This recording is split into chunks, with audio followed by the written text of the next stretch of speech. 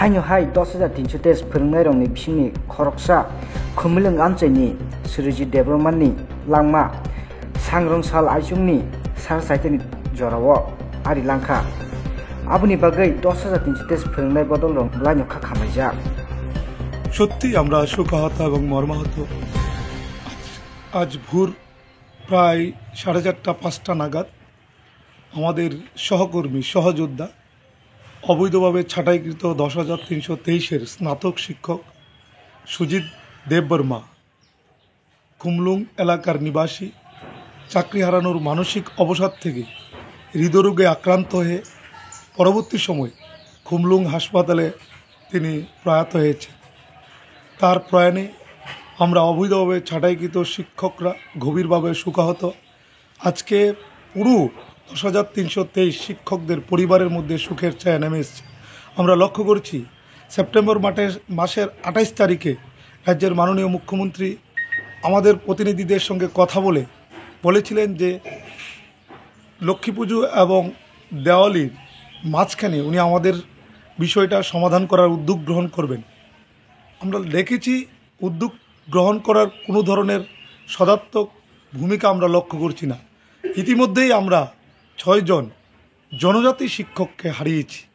আমরা লক্ষ্য করেছি গতকালকেও রাজ্যের মাননীয় মুখ্যমন্ত্রী রবীন্দ্র ভবনে কোনো একটি সামাজিক কর্মসূচিতে আলোচনা করতে গিয়ে বলেছিলেন যে আমরা চাকরি দেইনি, আমরা চাকরি খাইনি, সুতরাং তাদের বিষয়ে আমাদের সরকার ইতিবাচক না।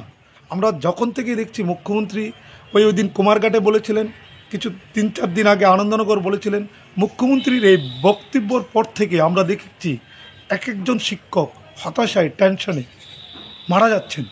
আমি রাজ্যের মুখ্যমন্ত্রীর কাছে আবেদন করব এই ধরনের অসত্য খবর প্লিজ সাংবাদিক বন্ধুদের সামনে রাখবেন না, বিভিন্ন জায়গায় গিয়ে রাখবেন না, কারণ আপনারা প্রতিশ্রুতি দিয়েছিলেন, ভীষণ ডকুমেন্টে রেখেছিলেন।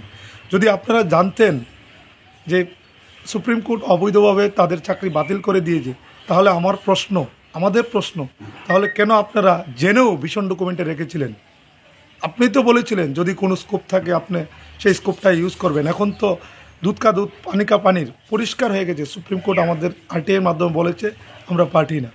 আমরা মুখ্যমন্ত্রীর বক্তব্যর সত্যিই আমরা অপ্রত্যাশিত। ওনার বক্তব্যর পর থেকেই আমরা দেখছি এক এক করে আমরা শিক্ষককে হারিয়েছি।